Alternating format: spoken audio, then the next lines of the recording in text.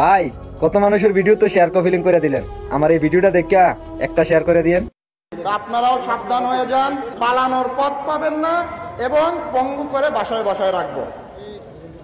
যে হাত মানুষের ইনকাম হালাল ইনকাম কেড়ে নেয় ওই হাত থাকার দরকার নাই। যে পা অন্যায়ের দিকে আগায় যায়, মানুষকে জুলুম নির্যাতন করে, মানুষের দিকে আক্রমণ করে, সেই পা থাকার দরকার নাই। খবরদার সাবধান হয়ে যান। যারা আমার শ্রমিক ভাইরা ইনকাম করে তারা মাথার ঘাম পায়ে ফেলেই ইনকাম করে। তারা চুরি করে না, ছিনতাই করে না, চাঁদাবাজি করে না, তারা ইয়াবা ব্যবসা করে না, মাদকের সাথে জড়িত না, অন্যের হক তারা মেরে খায় না, তারা কঠোর পরিশ্রম করে খায়। তাদের আমরা স্যালুট জানাই।